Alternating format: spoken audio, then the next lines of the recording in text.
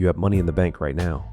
But here's the thing nobody tells you, in a real financial crisis, that money might as well not exist. In 1933, Americans woke up and literally could not withdraw their own savings.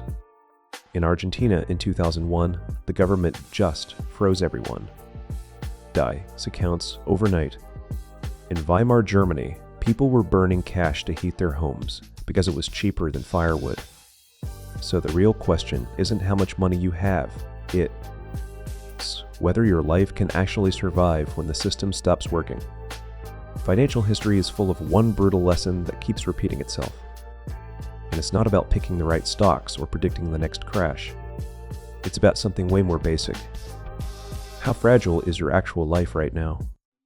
Today we're going back through the Great Depression, Weimar Germany, Argentina 2001, and more. We're going to break down exactly what kept ordinary people standing when everything else fell apart. Because this stuff isn't about being rich, it's about being unbreakable. Jason, I want you to imagine something. It's 1930. You've worked hard, saved diligently, kept your money in a solid local bank. And one Tuesday morning you show up and there's a handwritten sign on the door, temporarily closed. Your money is gone. Not stolen, just inaccessible, permanently for most people. Wait, so the money was technically there, but you just couldn't get to it? That's like if your bank app went down, but forever. How does that even happen? Like, where did it go? Exactly right. And that question, where did it go, is exactly what we're going to answer today, because the answer changes how you think about everything. Cash access during banking panics. Here's a truth that sounds obvious, but most people completely ignore. Having money and being able to access your money are two completely different things. Before the US introduced deposit insurance in 1934, bank runs weren't. They're just scary news headlines. They were moments where entire communities found out their savings were trapped inside a dying institution. The person with $500 in cash at home was in a better position than someone with $50,000 locked in a failing bank. In 2023, Silicon Valley Bank collapsed in 48 hours, $175 billion in deposits frozen in a weekend. People with cash in hand or across multiple institutions didn't lose sleep. Those with everything tied to one system? Pure panic. Debt is a timer. The Great Depression didn't just punish poor people. It absolutely destroyed middle-class families who had taken on debt during the good times. Mortgage payments didn't. They fall just because your income did. Between 1930 and 1935, foreclosures spread like wildfire through entire American neighborhoods. The family that owned their small home outright, struggling but surviving. The family with the bigger leveraged house, homeless by 1932. Flash forward to 2008, same exact pattern, different decade. The households that wiped out first weren't always the poorest. They were the most leveraged. Okay, wait, so I'm starting to get this. It's not about how much you have, it's about how many ways you can lose it. Like if you owe a lot, you're basically one bad month away from collapse? That's exactly it, Jason. Debt in good times feels like leverage, like you're accelerating. But in a crisis, that same debt becomes an anchor. It pulls you down while everyone else is just trying to tread water.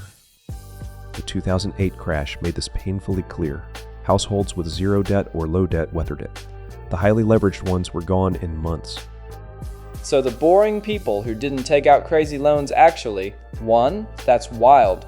My whole generation was told debt is fine if you invest it right. Hyperinflation, when time itself becomes the enemy. Now let's switch to a completely different type of crisis, hyperinflation. And this one is wild, because the problem isn't that you can access your cash. The problem is that your cash is melting in your hands as you hold it. Weimar Germany, 1922 to 1923, prices rose so fast that workers demanded to be paid twice a day. Not twice a month.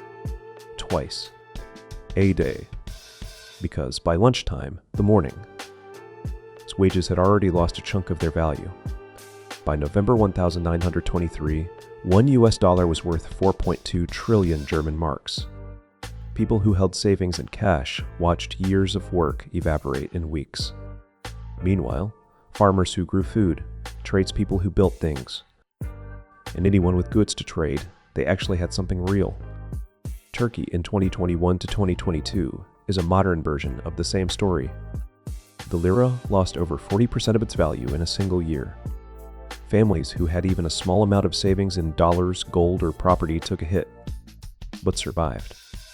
Argentina, when the whole system just stops.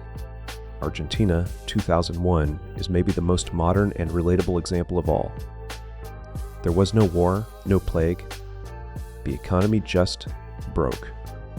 The government froze bank accounts and limited withdrawals almost overnight. People who had trusted the formal financial system were suddenly cut off from their own money. And here's where it gets really interesting.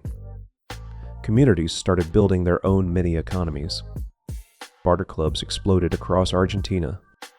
Neighbors traded skills, food, services, dentistry for accounting, cooking for repairs.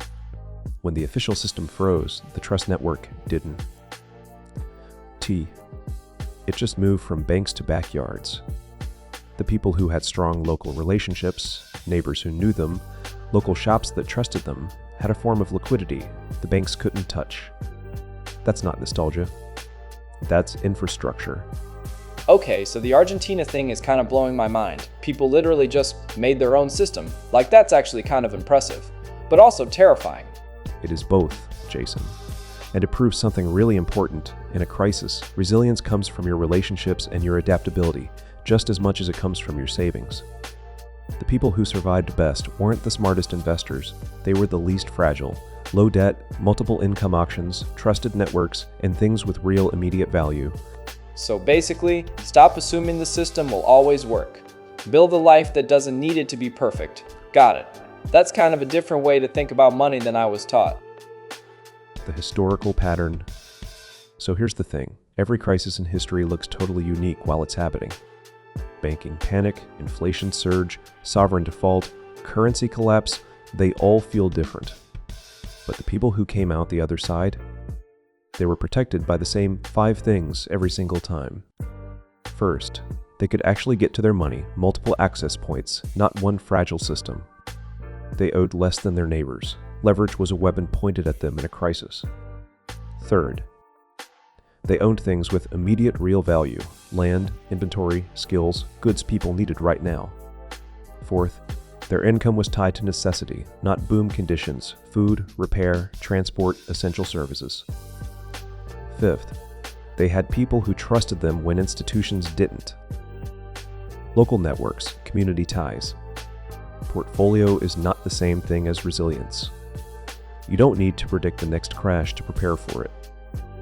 History doesn't ask you to be a genius. It asks you to be less fragile.